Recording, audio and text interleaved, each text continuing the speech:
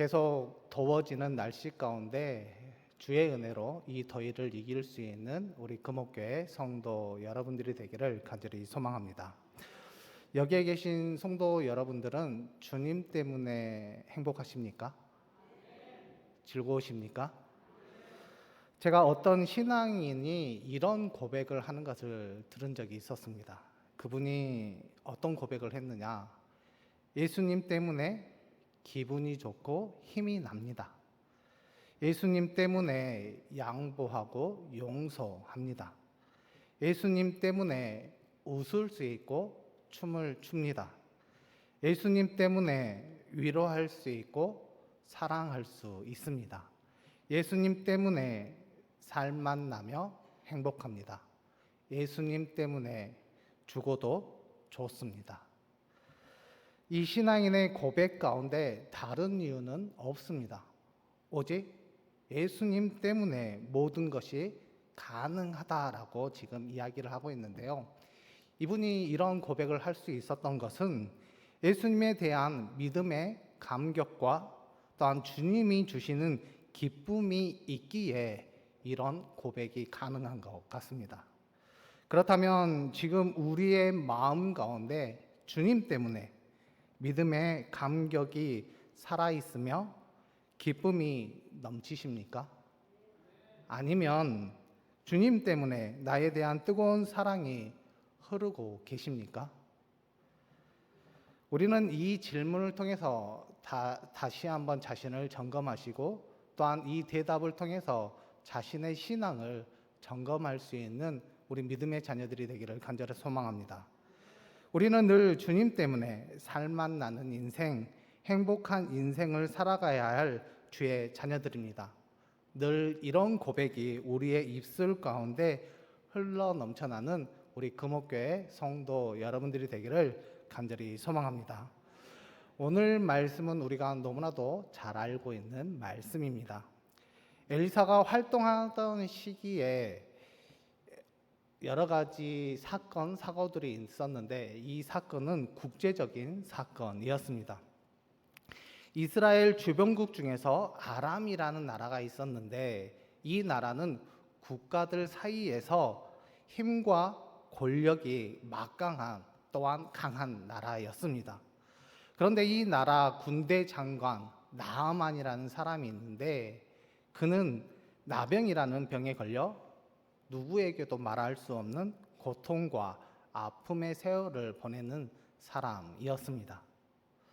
하지만 그가 아무리 강한 권력과 명예와 부를 가지고 있더라도 자신의 그 병만큼은 고치지 못하고 있었습니다.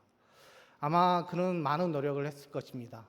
그 병을 고치기 위해서 아람의 많은 의원들을 불러 자신의 병을 고쳐달라고 부탁했을 뿐만 아니라 귀한 약재를 처방받아 병을 고치려고 노력했을 것입니다. 하지만 자신의 병은 절대 고칠 수 없었습니다. 이런 모습을 볼 때 세상에 권력이 있다고 해서 돈이 있다고 해서 인간의 힘이 있다고 해서 다 해결되는 것은 아니라는 것을 우리에게 가르쳐주고 있는 것 같습니다. 그렇기 때문에 우리가 돈이나 권력이나 또한 인간의 힘을 가지려고 우리가 노력하는 것보다 오히려 우리에게 참 지혜와 지식을 주시는 치유의 은혜, 그 하나님을 바라보는 것이 우리가 참 지혜이고 용기임을 우리에게 다시 한번 가르쳐주고 있습니다. 그렇기 때문에 세상의 것을 우리가 가지려고 노력하는 것보다 오히려 주의 말씀을 통해서 우리가 능력 있게 힘 있게 살아낼 수 있는 우리 믿음의 자녀들이 되기를 간절히 소망합니다. 다시 말씀으로 돌아와 나아만 장군에게는 아내가 있는데 그 아내의 밑에 무명의 어린 소녀 하나가 있었습니다. 그런데 자신의 주인이 늘 고통스럽고 아파하는 것을 보고 늘 안타까운 마음이 들었던 것 같습니다. 그래서 자신이 고국 땅에 있을 때 엘리사의 명성을 들은 바가 있기에 그 여주인에게 자신이 들었던 이야기를 전하게 되는데요. 열왕기하 5장 3절의 말씀입니다. 그의 여주인에게 이르되 우리 주인이 사마리아에 계신 선지자 앞에 계셨으면 좋겠나이다. 그가 그 나병을 고치리이다 하는지라. 어린 소녀가 자신의 여주인에게 누구도 고칠 수 없는 그 나병을 고칠 수 있다라고 분명하게 자신 있게 이야기하는 것을 보게 됩니다. 그 원인이, 그 이유가 무엇일까요? 그것은 엘리사라는 선지자에 대한 소문을 분명하게 들었기 때문입니다. 그러면 그는 어떤 선지자였느냐?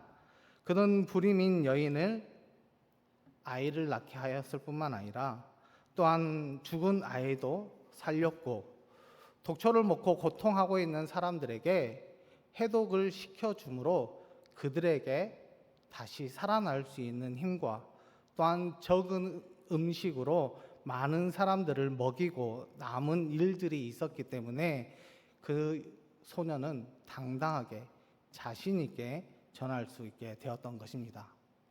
이렇게 어린 소녀가 주의 사랑과 능력에 대해 보고 듣고 경험한 것을 여주인에게 말할 수 있었던 것은 확실한 믿음이 있었기 때문입니다. 또한 여주인에 대한 사랑이 있었기 때문에 그렇게 할 수 있었던 것을 우리에게 가르쳐주고 있습니다. 이제 그 이야기를 들은 여주인은 자신의 남편 나아만 장군에게 그 이야기를 알리게 됩니다. 그리고 나아만 장군 역시 자신의 왕에게 이 사실을 알리게 되는데요. 이때 아람 왕이 이스라엘 왕에게 편지 하나를 보게 됩니다. 아마 편지의 내용은 이런 내용이었을 것입니다. 나아만의 나병을 고쳐 주어라. 그때 시대만 해도 고칠 수 없는 많은 병들이 있었습니다. 그런데 그 중에서 특히 고칠 수 없는 병이 무엇이었느냐? 나병이라는 것이었습니다. 이 말을 들은 이스라엘 왕은 어떻게 했을까요? 당황할 수밖에 없습니다. 나에게 능력이 있는 것도 아니고 그 고칠 수 없는 병을 나에게 고치라고 하니 그는 여러 가지 어려움을 만끽하고 있었습니다. 그때 이스라엘 왕은 이런 마음이 들었을 것입니다. 이것을 빌미로 우리를 침략하려고 하는 것이 아닐까? 이스라엘 왕은 노심초사했습니다. 그렇다면 이런 일들이 일어나게 된 원인이 과연 무엇이었을까? 그것은 알지도 못하는 소년 그 한마디에 두 왕이 이렇게 움직이게 되었다라는 것입니다. 여기에서 우리가 기억해야 될 것이 있습니다. 그것이 무엇이냐? 소녀의 말에 능력이 있는 것이 아니라 그 내용이 진리라는 것을 우리에게 가르쳐주고 있습니다. 즉, 진리는 변화를 일으키고 진리는 능력을 행사합니다. 그렇다면 우리에게 진리는 어떤 것이 있습니까? 주의 말씀입니다. 주의 말씀이 또한 우리의 삶을 변화시키고 능력이 됨을 우리가 기억해야 된다라는 것입니다. 이제 아람 왕의 요구에 따라 이스라엘이 완전히 발칵 뒤집히게 되었습니다. 설상가상으로 나아만 장군의 나병 때문에 아람과 전쟁이 곧 일어나게 될 것이라는 소문이 이스라엘에게 나돌기기 시작하였습니다. 이 소식을 들은 엘리사가 왕에게 사람을 보내어 자신의 뜻을 이제 전하게 되는데요. 그 말씀이 8절의 말씀입니다. 우리 8절의 말씀을 같이 읽겠습니다. 하나님이 사람 엘리사가 이스라엘 왕이 자기의 옷을 찢었다 함을 듣고 왕에게 보내 이르되 왕이 어찌하여 옷을 찢었나이까? 그 사람을 내게로 오게 하소서. 그가 이스라엘 중에 선지자가 있는 줄을 알리이다 하니라. 아멘. 지금 엘리사 선지자가 이스라엘 왕에게 뭐라고 이야기하느냐? 걱정하지 말라라는 것입니다. 그 이유는 바로 아람에는 그 병을 고칠 수 있는 선지자가 없지만 지금 이스라엘에는 그 병을 고칠 수 있는 선지자가 있다라는 것을 알리기 위해서 그를 나에게 보내라고 이야기하고 있습니다. 그 말을 들은 이스라엘 왕은 엘리사에게 그 나아만 장군을 보내게 됩니다. 그때 나아만 장군이 뭘 가지고 오느냐?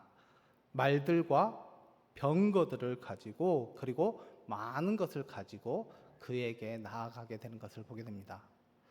그렇다면 나아만 장군이 병을 고치기 위해서라면 그 병거들과 말들과 많은 재물을 가져오는 것이 아니라 그 몸, 그리고 조용히 왔다 가야 함에도 불구하고 그 많은 것을 가져오게 된 이유는 바로 자신이 강대국의 큰 위세를 가지고 있는, 권력을 가지고 있는 사람이라는 것을 알리고 싶어서 그렇게 오게 되었다라는 것입니다. 그런데 엘리사는 그에 대하여 어떻게 반응하느냐? 아예 코빼기도 보이지 않고 그냥 사자를 보내어 명령만 하게 되는 것을 보게 됩니다. 그 말씀이 10절의 말씀인데요. 10절의 말씀을 같이 읽겠습니다. 엘리사가 사자를 그에게 보내 이르되 너는 가서 요단강에 몸을 7번 씻으라. 내 살이 회복되어 깨끗하리라 하는지라. 아멘. 지금 나아만 장군이 누구입니까? 아람의 군대 장관입니다. 즉 모든 군대를 거느릴 수 있는 가장 큰 사람, 위대한 사람입니다. 그런데 엘리사의 태도는 어떻습니까? 예의를 갖추지 않습니다. 아랫사람에게 명령하듯이 지금 그 나아만 장군에게 명령하고 있습니다. 이 모습을 본 나아만 장군은 어땠을까요? 아마 심기가 불편했을 것입니다. 그래서 그는 분노하여 발길을 돌리면서 하는 말이 있습니다. 그 말씀이 11절의 말씀인데요. 11절의 말씀을 읽겠습니다. 나아만이 노하여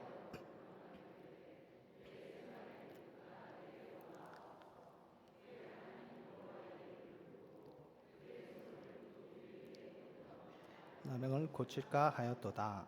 아멘. 분명히 11절의 말씀을 보면 나아만이 노하여 물러가며 이르되 내 생각에는 그가 내게로 나와 서서 그의 하나님 여호와의 이름을 부르고 그의 손을 그 부위 위에 흔들어 나병을 고칠까 하였도다라고 이야기하고 있습니다. 이 말이 무엇이냐? 지금 나아만 장군은 의사가 아닙니다. 환자입니다. 그러면서 의사가 지시한 대로 하면 되는 것입니다. 그런데 지금은 나아만 장군의 행동은 자신이 의사입니다. 그리고 엘리사는 환자 취급을 합니다. 그리고 환자가 처방을 내리고 의사가 그것을 따르지 않으니까 성질을 내고 있다는 것입니다. 즉 자신이 환자이고 엘리사가 의사인데 오히려 거꾸로 반대로 생각하면서 자신이 환자임에도 불구하고 의사에게 이렇게 하지 않으니까 지금 화를 내고 있다는 것입니다. 그 광경을 지켜본 무명의 종들이 나아만을 설득하게 되는데요. 13절의 말씀입니다. 그의 종들이 나와서 말하여 이르되 내 아버지여 선지자가 당신에게 큰 일을 행하라 말하였다면 행하지 아니하였으리이까 하물며 당신에게 이르기를 씻어 깨끗하게 하라 함이니이까 하니. 지금 뭐라고 이야기하느냐? 종들이 정신 좀 차리십시오. 솔직히 선지자가 요단강에 가서 씻으라라고 했으니 그냥 가서 씻으면 되는 것 아닙니까? 지금 자존심을 세울 때가 아닙니다. 우리의 처지가 지금 어떤 상황인지 분명하게 판단해야 됩니다라고 지금 종들이 조언을 하고 있습니다. 이 말을 들은 나아만 장군은 어땠을까요? 종들의 말이 맞는 것 같습니다. 아니, 맞습니다. 그래서 나아만은 결국 엘리사의 말대로 그대로 실천하게 되었고 그 살이 어떻게 되었느냐? 어린 아이와 같게 되었다라고 말씀하고 있습니다. 지금까지 나아만 장군의 모습을 보면 웃기지 않습니까?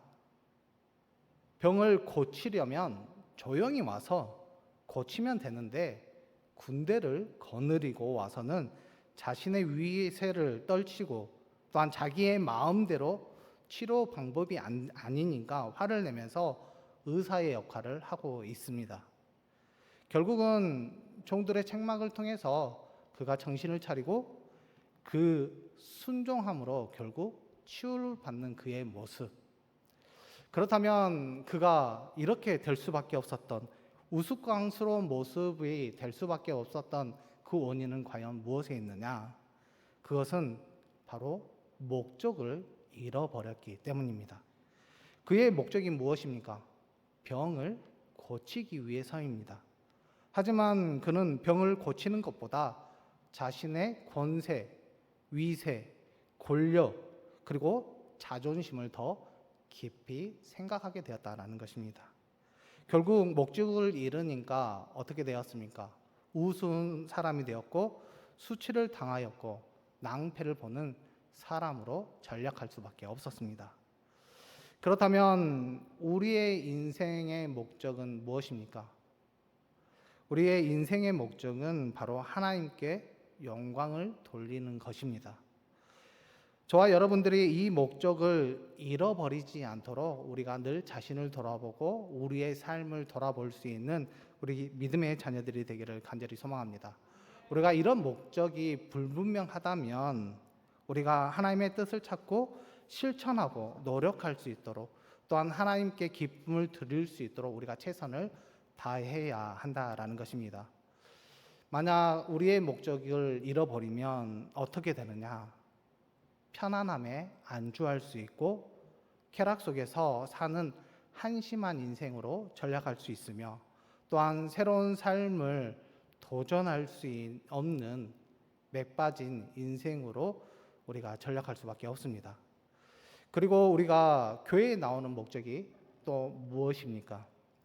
하나님께 예배를 드리기 위해서, 말씀을 배우고 훈련받기 위해서, 또한 하나님의 뜻을 받들어 하나님께 기쁜 일을 하기 위해서 우리가 교회에 나오는 목적이 있습니다.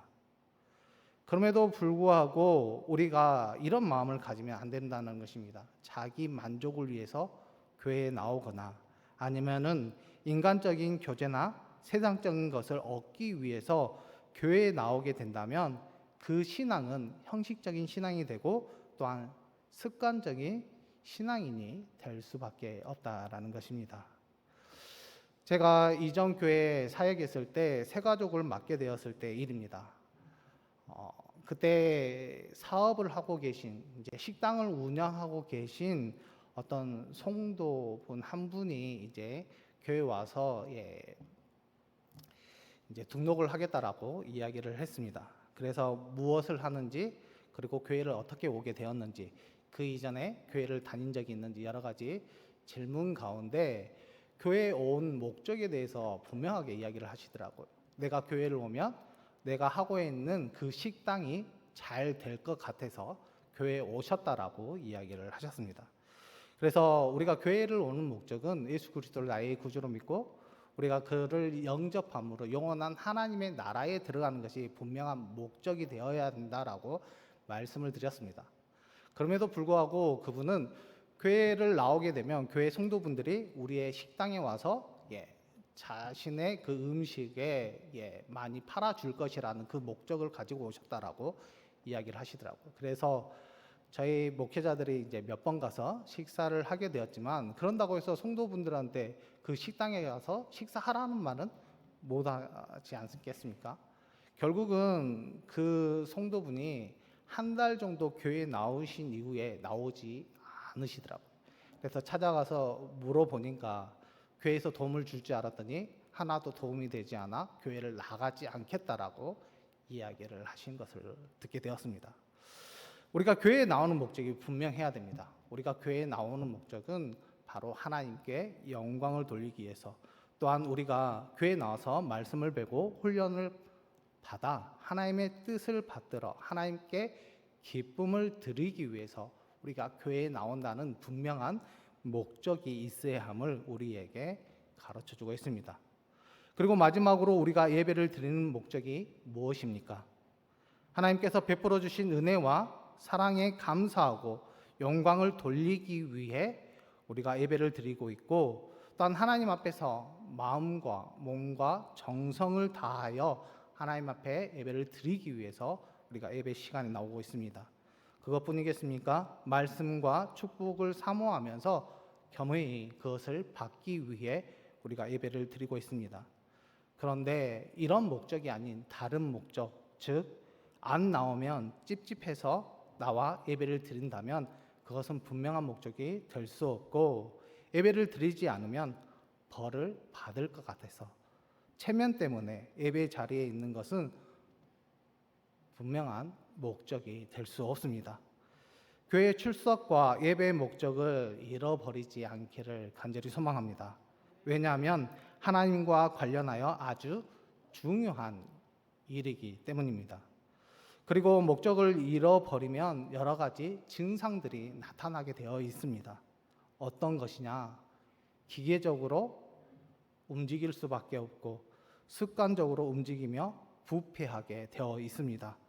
결국은 아무런 느낌 없이 반복적으로 행동하면서 새로운 것에 기대하지 않고 소망 없이 살아가는 힘없는 존재로 전락할 수밖에 없습니다.